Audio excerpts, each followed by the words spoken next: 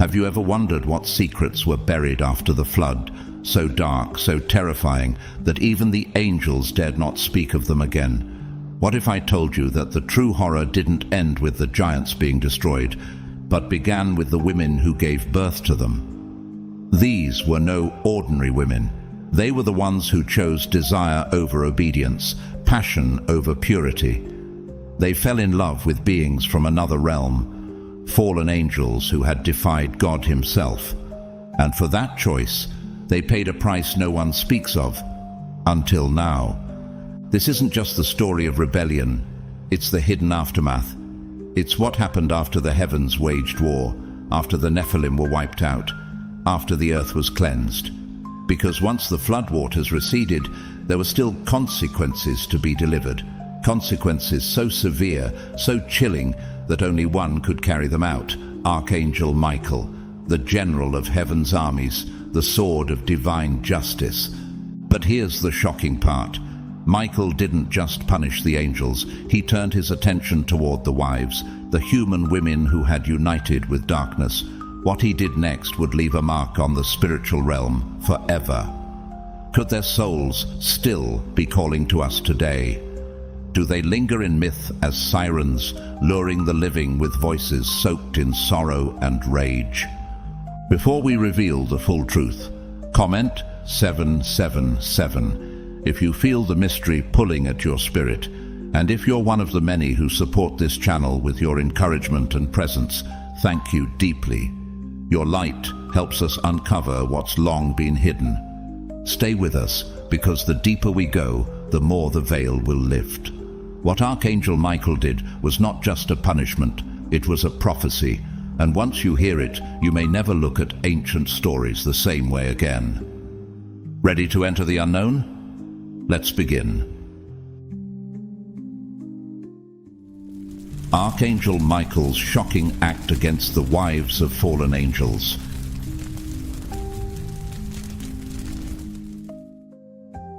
Have you ever heard the saying that one glance can change the course of destiny? What if I told you that a single look, not from a man, but from heaven's most powerful beings, was enough to unravel divine order itself? This isn't just another tale of forbidden love. This is the greatest tragedy of love at first sight ever recorded, one so serious it shook the balance between heaven and earth. Up in the heavenly realms, all was pure, orderly, and radiant. The angels, God's messengers and warriors, were fulfilling their sacred duties, singing holy praises, maintaining the beauty of creation, and standing as sentinels of divine law. They were created to serve and obey, with no desire of their own beyond the will of the Almighty. Their task was clear, their loyalty unquestioned. But then something shifted. One day, as they cast their gaze downward from the heights of heaven, their eyes fell upon earth. What they saw wasn't chaos or sin, at least not yet. What they saw was beauty, but not the type of beauty they were used to. It wasn't the perfection of celestial beings or the glory of stars. It was human beauty, imperfect, vulnerable, real, and it captivated them. The women of earth, with their raw emotions, soft strength, and mortal charm, stirred something inside the angels that had never been awakened before. It was unlike anything they had ever felt. How could beings forged in light and holiness begin to desire flesh and fragility? What was it about these women that made angels, eternal and wise, willing to abandon everything they were created for? Genesis 6:2 records the moment when this divine boundary was crossed. The sons of God saw that the daughters of men were beautiful, and they took wives for themselves from any they chose. This moment, this first look, would mark the beginning of a downfall. It was the spark that ignited a chain of rebellion, corruption, and ultimately divine judgment. But the deeper question remains: if even angels can fall because of desire, what does that say about the power of human love and the dangers of loving outside God's will? This is where the story takes a dramatic and dangerous turn. The angels, once untouched by the temptations of the world, began to experience something foreign, something powerful. It started as a subtle fascination, like a whisper on the wind. But with every passing glance toward Earth, that whisper grew louder, becoming a voice they couldn't silence. What was this strange pull they felt? Why did it awaken such longing in beings who were created to be above desire? It wasn't just admiration anymore. It was craving, obsession, a fire igniting in hearts that were never meant to burn with earthly passion. These weren't minor angels. These were the sons of God, heavenly watchers, guardians of divine order. And yet, each time they looked down, the boundaries of heaven blurred a little more. The light that once radiated from them, pure and unwavering, began to flicker. Their glory, meant to reflect the holiness of God, started dimming as forbidden thoughts crept into their minds. Meanwhile, down on Earth, the women carried on with their lives, blissfully unaware of the cosmic drama unfolding above them. They baked bread, sang songs, tended fields, and told stories by firelight, never knowing that their beauty, laughter, and warmth had become the downfall of the watchers in the sky. These women, simply being human, became the unknowing focus of divine rebellion. Have you ever wondered what it would feel like to be watched not by people, but by celestial beings, angels meant to guard, now longing to possess? What happens when holy watchers break their silence, not to protect, but to pursue? As it is written in Jude 1:6, "And the angels who did not keep their proper domain, but left their own abode, he has reserved in everlasting chains under darkness, for the judgment of the great day." The heavens were growing restless. The air was thick with tension. A choice was about to be made, one that would send ripples through eternity. And as the angels leaned closer to the world of flesh, the skies above began to shift. But the strange energy wasn't just felt in heaven. Down on Earth, something began to stir within the women too, something they couldn't quite explain. It wasn't fear, but it wasn't peace either. It was as if they could sense unseen eyes upon them, watching not with malice but with intensity. They felt chosen, though they didn't know why. Suddenly, ordinary days felt extraordinary. The breeze that brushed their faces carried a strange electricity, and even the silence of the night seemed to whisper secrets. Have you ever stood outside just moments before a storm breaks, when the wind dies down and the air feels alive, thick with tension and mystery? That's what it was like for these women. Every heartbeat felt louder, every glance over the shoulder more urgent. The skies looked normal, yet something about them hinted that change was coming, not just in the clouds, but in the very fabric of the world. They didn't realize that their presence had become the center of a spiritual war, their smiles, their laughter, their grace. It was drawing angels down from the heights of glory. The invisible barrier between the eternal and the earthly was thinning. And deep down, something inside them knew that life as they knew it was on the edge of a transformation. Was it fate? Was it temptation? Or had they unknowingly become part of a story written long before their birth? Ecclesiastes 3:1 reminds us, "To everything there is a season, and a time to every purpose under the heaven." But what happens when heavenly beings try to force a season that God never intended? The world itself felt like it was holding its breath. Animals grew restless.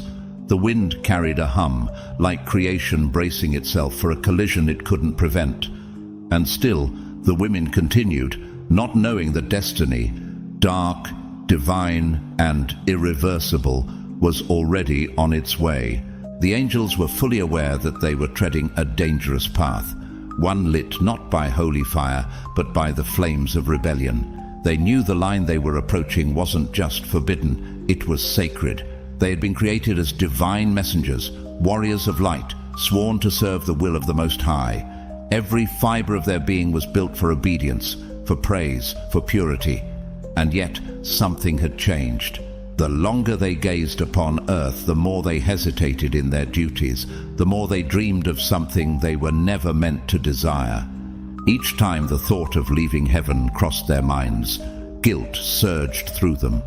They remembered the celestial courts, the glory of God's throne, and the honor of bearing his light. But then another thought would rise, stronger, more seductive. What if there was something more? What if the humans weren't just lesser beings, but a doorway into a kind of experience angels could never taste unless they crossed the line? Questions once unthinkable now echoed in their minds. What does it feel like to love with the depth of human longing? Could we feel the warmth of mortal touch, the ache of joy and heartbreak intertwined? Would we finally understand what it's like to be truly known, not as a servant, but as a lover? Their hearts, once filled only with the light of God's presence, began to carry the shadows of yearning. Is it possible for a being of heaven to love something more than God? Could a heart designed to reflect divine worship be twisted toward earthly pleasure? The scriptures give us a chilling reminder in Isaiah 14:12-14, where Lucifer himself declared, "I will ascend above the heights of the clouds. I will make myself like the Most High." Desire outside of God's will is the seed from which all rebellion grows. And so the angels stood on the edge, torn between what they were created to be and what they now secretly longed to become. The pull was no longer just a feeling, it was a force, one that threatened to drag them down from the heavens forever. Day by day the pull grew stronger, and day by day more angels found themselves unable to resist the growing fascination with humanity. What started as a silent curiosity became a secret gathering. One by one they began to watch the earth below, not out of duty, but out of desire. What they saw enchanted them: laughter around fires, gentle embraces, tears shed under moonlight. These were emotions they had never known, and with every sunrise, their resolve began to crumble. They had been present at the dawn of creation. They had watched as God spoke galaxies into existence and scattered the stars like dust. They had sung as the oceans were carved and the mountains raised. Yet now all of that glory was beginning to fade in their hearts, eclipsed by a yearning they could not control. Each angel stood at a crossroad. Should they remain loyal to their divine assignment, or surrender to the promise of a love they could never truly possess? What is it that makes the forbidden so irresistible? Could it be that the very boundaries God sets are the ones that test the deepest truths of our hearts? Heaven and earth were never meant to intertwine this way.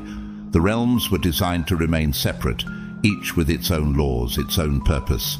But the angels were now willing to abandon everything they had been: celestial warriors, eternal messengers, servants of the Most High, for a fleeting chance at mortal love. Could they even understand the cost? This was no small decision. This was not an act of curiosity. It was an act of rebellion. The book of Enoch tells us that 200 angels gathered together, led by a being named Semjaza, and they made a pact. They swore an oath, bound by fear and desire, that they would descend to earth together, so that none of them would face judgment alone. But judgment was inevitable. Their choice would not only change their destiny, it would change the world. It would give birth to giants, to destruction, to the rise of wickedness that would make God himself grieve over creation. As it says in Genesis 6:5, "The Lord saw how great the wickedness of the human race had become on the earth, and that every inclination of the thoughts of the human heart was only evil all the time." The heavens were about to shake. The earth was about to groan under the weight of corruption, and those angels, so captivated by human beauty, were about to learn a truth that echoes through eternity. No matter how compelling the reason may seem, some divine laws are never meant to be broken.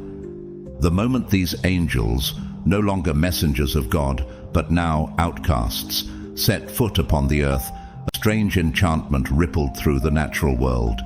But this wasn't the kind of magic that brings healing or hope. This was something far more dangerous. It was the kind of beauty that doesn't lift you up, but pulls you under like a riptide. Imagine the most breathtaking person you've ever seen. Now imagine 1,000 times more radiant, more flawless, more unearthly. That's what they looked like. But their beauty wasn't just visual, it was supernatural. They didn't walk like men. They moved as if gravity no longer applied to them, gliding through air with impossible grace. Their voices didn't sound human either. When they spoke, it wasn't speech. It was melody, pure and seductive, resonating not just in ears, but in souls. And the light, they didn't just reflect it, they wore it. Their presence made everything around them fade into dullness. Flowers seemed to lean toward them. Birds went silent. The air itself shimmered. When they entered villages, it was as though time slowed. Farmers dropped their tools. Mothers paused mid-sentence. Children forgot their games. All eyes turned to these dazzling figures, unable to resist. Looking at them was like staring into the sun, so brilliant it hurt, and yet no one could turn away. The women who saw them felt something awaken within. An ache, a hunger, a fire that had no name. This wasn't ordinary attraction. It felt like destiny, or a spell. What would you do if someone beyond your understanding stepped into your life and made you feel like you were the only person in the universe? Could you resist? Would you even want to? These weren't just striking strangers. They were perfection, perfection wrapped in mystery, walking among mortals like living dreams. Their skin glowed with a light like moonlit silver. Their eyes shimmered with starlight, yet seemed to hold knowledge older than the earth itself. And when they smiled, hearts melted, but something inside also stirred with unease. Because behind that divine smile, something was wrong. They were beautiful, yes, but their beauty was laced with shadow. Their charm felt too smooth, too flawless. The scriptures warn us in 2 Corinthians 11:14, Satan himself masquerades as an angel of light. And if the Prince of Darkness can appear beautiful, how much more deceptive could these fallen beings be? Their smiles, so enchanting, concealed ancient secrets. Their eyes, mesmerizing as they were, held the weight of heavenly rebellion and the coldness of immortality. The women they approached felt drawn like moths to a flame, caught between awe and helplessness. How could they resist someone who glowed with celestial light? Someone who knew their thoughts, their fears, their longings without needing a word spoken. Someone who offered them not just attention, but promises, impossible, intoxicating promises that no human man could ever match. But deep down, the world itself seemed to flinch. Nature knew, heaven knew, and soon even the women who fell for them would learn. This was no fairy tale. This was the beginning of something dark, something that heaven would not let stand. But here's where the story begins to truly unsettle the soul. The frightening part wasn't just what the angels had done, it was what began happening to the women. The longer they stayed near these fallen beings, the more they started to change. It was subtle at first, a strange glow in their eyes, a shift in their energy. They began to carry a presence that others could sense but couldn't explain. It was as if the divinity the angels once held had begun to seep into them, altering them, body, mind, and spirit. They no longer saw the world the same way. Daily life, which once brought comfort and meaning, now seemed hollow and dull. The touch of a human husband, the rhythm of an earthly routine, none of it satisfied them anymore. They had tasted something forbidden, and now they were forever changed. Normal men seemed small, insignificant. Their eyes, once open to simple joys, were now fixed on something far more dazzling and dangerous. Was this love or possession? Were these women truly chosen, or simply being used? The fallen angels knew exactly what they were doing. They didn't pick at random. From the heights of heaven, they had already marked the ones they desired, the most radiant, the most alluring, the ones whose spirits shone bright even in the darkness of earth. And once they arrived, they used all their powers, divine knowledge, charm, the illusion of perfect love, to become everything these women had ever dreamed of. They whispered promises only angels could know. They became the embodiment of fantasy. But what appeared like a dream was, in truth, the opening act of a nightmare. It looked like romance, it felt like destiny, but in reality it was a divine violation. Each time one of these celestial rebels took a woman as his wife, the fabric of the universe trembled, heaven felt the breach, earth felt the consequence. These were not mere marriages, these were unholy covenants, forged without God's blessing, built on disobedience and desire, and the ripple effects reached far beyond what anyone could see. Genesis 6:4 gives us a chilling glimpse. The Nephilim were on the earth in those days, and also afterward, when the sons of God went to the daughters of humans and had children by them. They were the heroes of old, men of renown. But what kind of heroes were they? Were they saviors or monsters? Because the true horror was still to come. The children born from these forbidden unions were not ordinary. They were giants, titans, beings with power that no human could control and no angel could redeem. These offspring, half angel, half human, would turn the world into a place of chaos and terror. And so, the question remains, what happens when divine beings cross sacred lines? When love becomes lust and blessings become curses? The answer lies in the next chapter of the story, where these children, the Nephilim, rise from the wombs of mortal women and bring upon the world a darkness that even heaven can no longer ignore.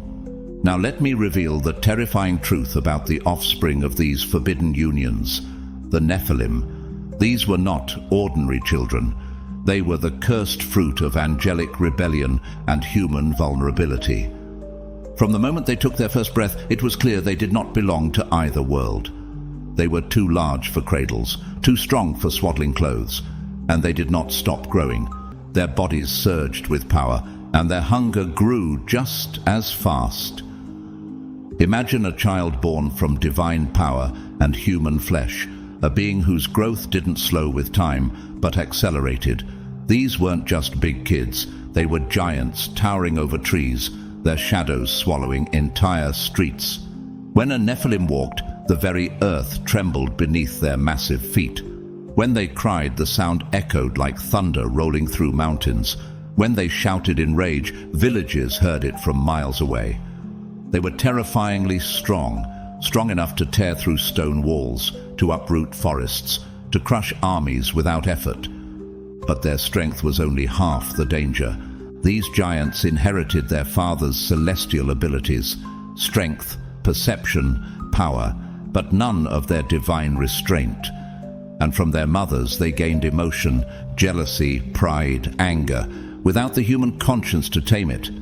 Imagine the emotional outburst of a toddler.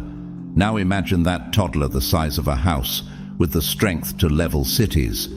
This was not fantasy, it was a waking nightmare. The world was suddenly home to beings too powerful to control and too immature to understand mercy. Have you ever wondered what it would be like to live in constant fear, not of storms or wild beasts, but of your own neighbor's children?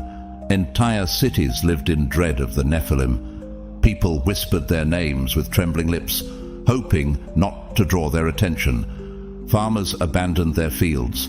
Fishermen stopped sailing. Markets closed. No one wanted to be seen when the giants came, and the Nephilim came often. They took what they wanted without apology. They ate what they saw, livestock harvests, even people. Nothing was sacred, nothing was safe. Some grew as tall as towers, others wide as the gates of cities. But worst of all, they weren't mindless. They were intelligent. They could speak, reason, plot, and with that, cunning came cruelty. The Book of Enoch paints a chilling picture of this era, saying, "They consumed all the acquisitions of men, and when men could no longer sustain them, the giants turned against them and devoured mankind." It was more than destruction. It was judgment unfolding in slow, terrifying motion. The Nephilim were not merely a threat to villages. They were a threat to the balance of creation itself. Heaven watched in sorrow. The earth groaned beneath their weight. And God prepared his response. Because something this unnatural could not go on forever. High above the chaos, seated on the throne of eternity, God looked down upon the earth he had once called very good. But now, that good creation was unraveling. The harmony he had spoken into being was being drowned out by the sound of fear and bloodshed. What he had formed with his hands was now being crushed under the feet of giants who were never meant to exist. The Nephilim, the cursed offspring of rebellion, had turned earth into a battlefield of shadows and sorrow. And the ones suffering most were the very people God had breathed life into, his beloved humans. Each day, the cries of the innocent rose like smoke to heaven, mothers hiding their children, villagers abandoning their homes, prayers whispered through tears, asking if anyone would come, asking if heaven still cared. And God heard every cry. He saw every injustice. The giants thought themselves unstoppable, but the Creator was not blind. His anger, though slow to rise, began to burn like a righteous fire. Judgment was stirring. That was when heaven's most powerful warriors prepared to descend. The archangels, beings of immense might and unwavering loyalty, were summoned to war. Michael the commander, Gabriel the messenger, Uriel the flame of truth, Raphael the healer turned warrior. These were not just celestial figures of peace. They were generals forged in the fire of divine justice. But even they knew this would not be like any battle fought before. They weren't facing demons or fallen spirits alone. They were going up against creatures born with angelic blood, hybrids of heaven and earth, packed with power, driven by chaos and wrapped in flesh. And they were everywhere. The Nephilim were not scattered. They had multiplied. They had claimed dominion. The earth had become their playground, and humanity their prey. Could even heaven's mightiest stop what had now grown so far out of control? The archangels gathered their forces, brilliant legions that stretched across the skies. But they didn't move quickly. This was not a battle they could charge into blindly. Every step was planned, every strike calculated. They had to fight not only with strength, but with the wisdom of heaven itself. The Nephilim were cunning, they were fast, and they were angry. But here's the thing about serving the Most High. When you go to war in His name, you're never unprepared. For every rebellion, heaven has a response. For every corrupted creature, there is a cleansing fire. And for every darkness that rises, God already has a plan to bring it down. Do you remember what Romans 12:19 says? "Vengeance is mine, I will repay, says the Lord." This wasn't just a mission. This was a divine reckoning. And leading the charge was Michael. He didn't just carry a sword. He carried the full weight of God's justice in his hand. When even the archangels, those towering warriors of heaven, began to struggle under the weight of the Nephilim's might, the sky itself seemed to grow still. It was then that God, in his divine mercy and fierce justice, chose to act. He would not let corruption swallow his creation. He would not allow the earth, meant to be a garden of life, to become a graveyard of terror. And so, the decision was made, not just to strike, but to cleanse. God revealed a plan unlike anything the world had ever known. It would not be carried out by sword alone, but by the hand of nature itself. A flood, vast, merciless, divine, would rise from the depths and fall from the heavens. It would sweep away all that had been defiled, not out of rage, but out of sorrow, not just to destroy, but to begin again. Genesis 6:13 echoes this solemn moment.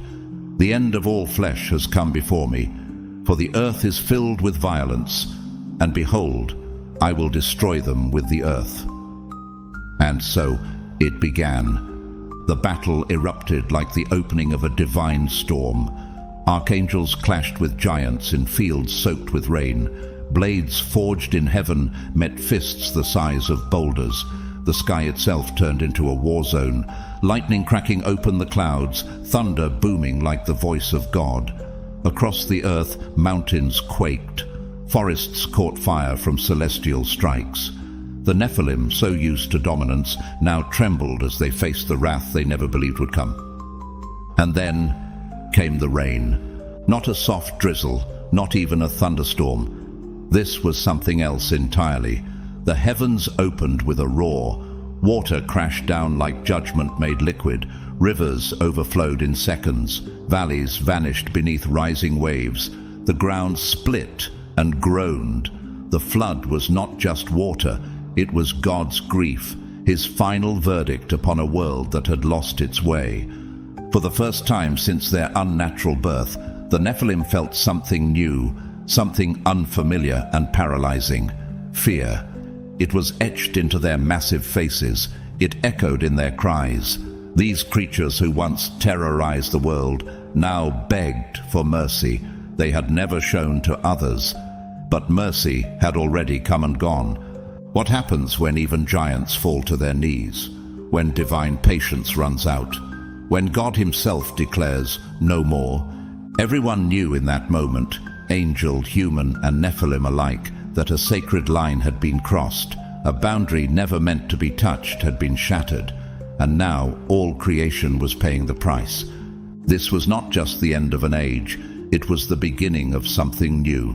But first, everything unholy had to be washed away. Have you ever seen storm clouds so thick, so dark, that they seem to swallow the very sun? Now imagine that darkness multiplied 1,000,000 times, so dense that day became night, not because of time, but because of wrath. That's how it began. The day God declared that enough was enough. The sky didn't merely darken, it turned black, the kind of black that feels alive, pressing down on everything beneath it. The air thickened with a silence that roared, a pressure so heavy it felt like even the earth was holding its breath. At first, people were confused. Rain wasn't unusual. Storms came and went, but this was different. The clouds didn't move, they hovered. The wind didn't blow, it screamed. And then came the rain. Not gentle, not cleansing. These weren't the nourishing drops that brought crops to life. These were heaven's tears, thick, heavy, filled with sorrow and fury. They didn't fall, they pounded, like hammers from above, like drums of war announcing the arrival of judgment. Hour after hour, day after day, the rain never ceased. It didn't pause, it didn't soften. It poured like it had a purpose, and it did. The purpose was to cleanse, to erase, to reset a world gone too far. Even the mighty Nephilim, the terror of nations, the nightmares of men, began to panic. Their confidence melted into confusion. Their booming laughter turned into silence. These giants who had split trees with their fists and broken bones with their roars now trembled like lost children. They tried to escape. They raced toward mountains, climbing to the highest peaks they could find, their massive hands digging into the stone like desperate animals. But the water kept rising, higher and higher, until the peaks disappeared beneath the waves like everything else. For the first time, their power meant nothing. Strength couldn't stop the flood. Height couldn't save them. Intelligence couldn't outwit it. The very creation they had mocked, the rain, the rivers, the sea, had now risen up in obedience to the voice of its creator. Can you imagine the sound? The screams of men, women, children. The guttural cries of the Nephilim. The helpless sobs of those who had laughed at Noah, who had mocked the warnings, now crying out for mercy when mercy had already closed its door. And the fallen angels, those once glorious beings who had caused this ruin, watched it unfold, trapped between heaven and earth, powerless to stop what they had set in motion. Their children, their pride, their legacy, drowning. Their rebellion, once bold and beautiful, now lay shattered beneath waves that no wing could lift, no spell could calm. This was not mere rain, this was divine reckoning. As it says in Genesis 7:11 through 12, all the fountains of the great deep burst forth, and the windows of the heavens were opened, and rain fell upon the earth 40 days and 40 nights. The waters rose, but they did more than submerge. They silenced, they cleansed, they mourned. And in that terrible silence, one truth echoed louder than any thunder. When God moves in judgment, no power in heaven or earth can stand against him.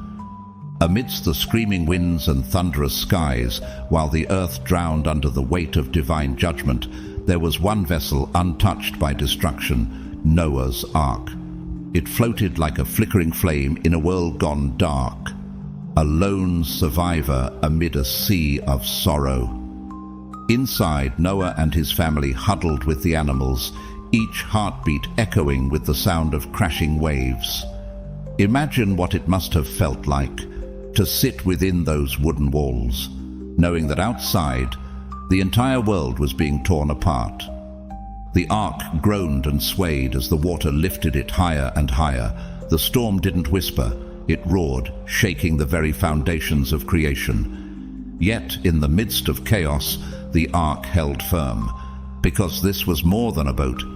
It was a covenant, a symbol of God's faithfulness to the few who remained righteous. But even inside that refuge, they weren't deaf. The cries of the dying pierced through the rain, the desperate screams of people pounding on the outside of the ark, begging to be let in, parents calling for their children, friends shouting for forgiveness. But the door, sealed by God himself, would not open. Genesis 7:16 reminds us, "Then the Lord shut him in." This wasn't Noah's choice, it was God's decree, and they had to trust it no matter how it broke their hearts. Outside, the water showed no mercy. Fields vanished, forests disappeared. Hills became islands for mere moments before being swallowed whole. The tallest mountains, once symbols of majesty, sank beneath the waves as though they had never existed. And the mighty Nephilim, the giants who once shook the ground with every step, found themselves powerless. Their strength meant nothing now. Their height could not save them. The flood was no respecter of power or pride. They tried to fight it. They climbed, they roared, they resisted, but the waves were relentless, and soon even the greatest of them disappeared beneath the surface like shadows fading in the night. And the fallen angels, those who had defied heaven for the sake of love and lust, could do nothing but watch. Bound in chains, restrained by the very God they betrayed, they beheld their own legacy drown. Their wives, their monstrous children, the cities they had shaped with forbidden knowledge, all of it crumbled into silence beneath the flood. It was more than loss, it was erasure.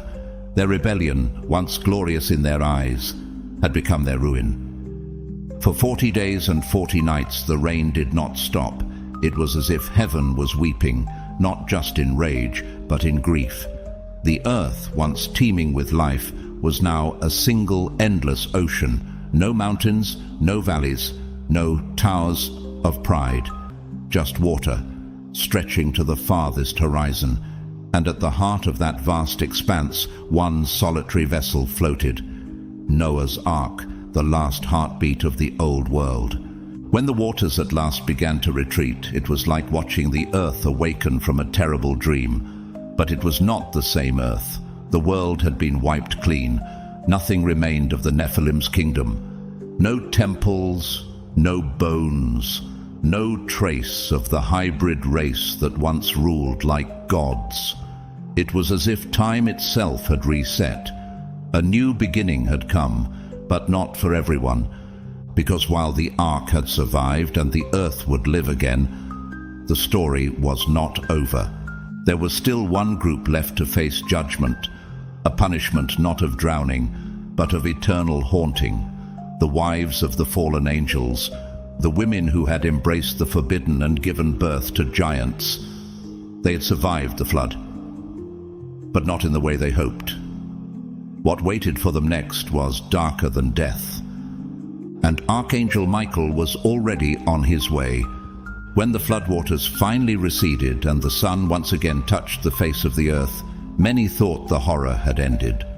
But for some, the nightmare was only beginning. Hidden beneath the silence of the cleansed world were hearts still chained by regret, those of the women who had loved the fallen angels. They had survived the flood, but maybe survival wasn't mercy. Maybe it was the beginning of their judgment. Imagine it, loving someone with all your soul, someone radiant, someone who once shone brighter than the stars. These women had given themselves to beings of divine beauty and unimaginable power. They believed it was love. They believed it was destiny. But in the end it was deception wrapped in splendor. And now those angelic husbands, the ones they once adored, were gone. Not dead, but worse, imprisoned in chains of darkness. Some were cast into deep valleys, as described in 2 Peter 2:4. For if God did not spare the angels who sinned, but cast them down to hell and delivered them into chains of darkness, to be reserved for judgment. Others were sealed away in spiritual realms, trapped until the final day of reckoning. They couldn't return, couldn't speak, couldn't even offer a final touch of comfort. Their arms, once wrapped around their wives, were now bound by divine command. And so the women were left to face the wreckage of what they had helped create. Alone, heartbroken, haunted. Some collapsed beneath the weight of it all. Picture it, standing on a barren, post-flood earth, looking out at a world washed clean, and knowing deep inside, I was part of why this happened. The guilt was crushing. Every tree uprooted, every soul lost, every child swallowed by the water. It echoed back to their choice. Their love, once intoxicating, now tasted of ashes. They fell to the ground, not out of ritual, but out of despair. Some screamed into the silence, others whispered prayers, voices cracking with pain. They begged God for mercy, sobbing until their throats went raw and their eyes burned dry. But was it enough? Can forgiveness find its way to a heart that helped spark the greatest judgment since Eden? Can love truly blind someone to the point of inviting a curse over all creation? Even heaven looked on in silence, because while the world had been cleansed, the story of these women was not yet over. What would become of them, those who bore giants, who danced with angels, who wept at the edge of eternity? The answer would come not through a second flood, but through fire, because Archangel Michael had not yet finished heaven's command. But not every woman knelt in sorrow, not every heart broke under the weight of what had been done. Some, like Naamah, refused to bow. Naamah, the name itself carried the sound of silk and fire. She had once been praised for her beauty, her charm, her mesmerizing voice. Even the angels had noticed her above all others. But her beauty had become her weapon, her pride had become her armor, and even after the flood wiped away the world she helped unravel, Naamah stood tall, unrepentant. She wore her guilt like a gown, but not out of shame. It was woven of defiance. She had drunk deeply from the cup of forbidden power and liked the taste. She had used her allure not just to charm the angels, but to lead other women down the same path. Even as heaven rained fire in its silence, she still believed she had been right. Her pride became her prison, a cage built not with chains, but with mirrors that only reflected what she wanted to see. But God, whose justice sees through every mask, crafted a punishment not only just, but poetic. They were transformed, not into beasts, but into warnings, into sirens, into mermaids.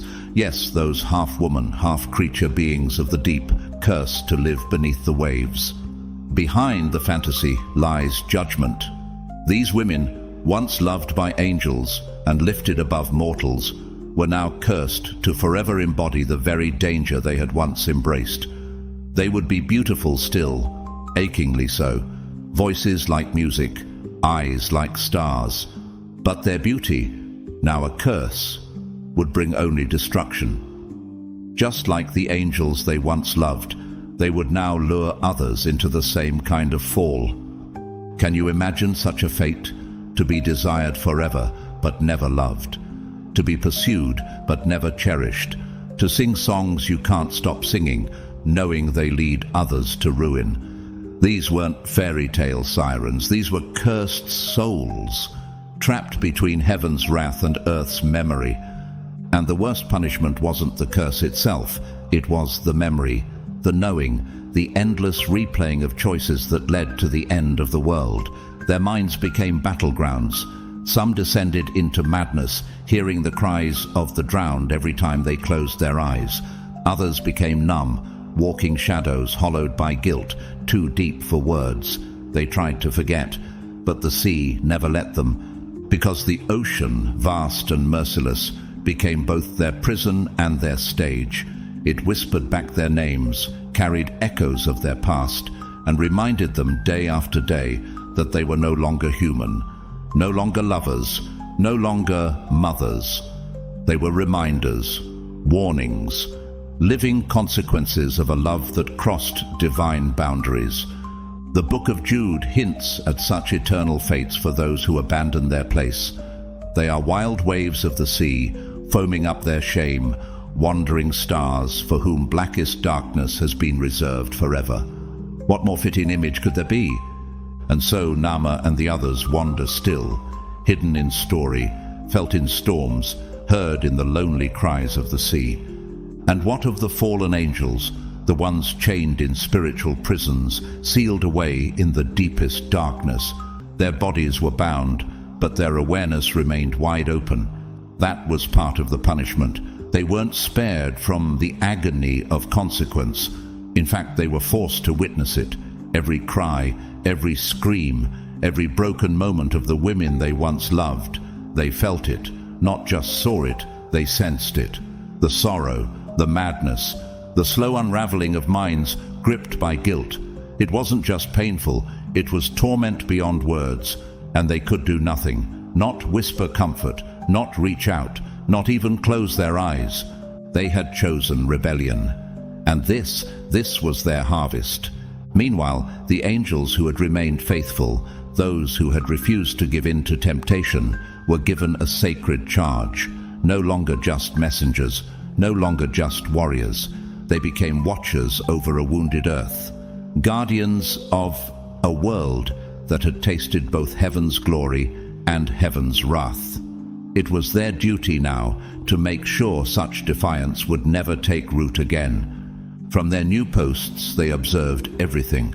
They watched the seas where the sirens still sang, their songs haunting, beautiful, deadly. These sirens were once their sisters-in-law, part of a forbidden family tree that heaven would never fully embrace. The faithful angels did not interfere. They could not, but they listened, and they remembered. They also watched humanity rise from the ashes, tentatively, painfully, village by village, garden by garden. The people tried to forget, but the memory of the flood lingered like smoke after fire. Stories passed from father to son, mother to daughter, about giants, angels, and a sea that swallowed the earth. No one ever told the full truth, but no one ever completely let it go. It was a new chapter, a rebirth. The world had been washed clean, but clean does not mean unscarred. The faithful angels, once bold and radiant, now stood in quiet reverence. They had learned, they had seen, they had witnessed firsthand what happens when divine beings cross into human desire. And so now they kept their distance, not because they stopped caring, but because they now understood the cost. They watched from the edge of glory, hands folded, hearts guarded. Some lines are etched in eternity. Some boundaries are not merely laws, they are warnings written into the structure of the universe itself. And the angels remembered the lesson, a lesson soaked in rain, echoed in thunder, etched in sorrow. No matter how beautiful the temptation, no matter how powerful the emotion, there are places even angels should never go. So now you know, the story didn't end with the flood. The world may have been washed clean, but its echoes still ripple through time. The sirens still sing, the fallen angels still grieve in silence, and heaven still watches, remembering the day love turned to rebellion, and rebellion turned to ruin. This tale isn't just a piece of forgotten mythology or a warning buried in ancient texts. It's a mirror, a reminder that the choices we make, even out of love, carry consequences that can reach far beyond ourselves. It asks us the same question those angels once ignored. What are you willing to give up in pursuit of something forbidden? And what happens when it's too late to turn back? If this story moved you, made you feel something deep in your spirit, or revealed a truth you hadn't seen before, I invite you to comment 777 below to let us know you're awake and watching. Your voice matters here. Thank you to every single one of you who supports this channel through your likes, shares, and subscriptions. And a heartfelt thank you to those of you who give through super thanks. Your generosity helps us keep sharing these truths with the world.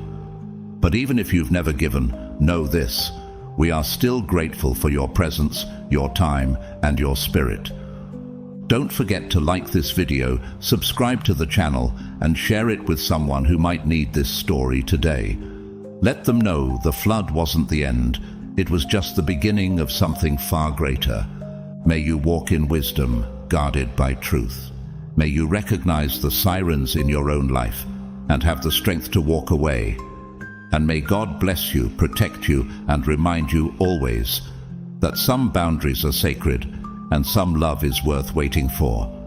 Stay safe, stay faithful, and stay chosen.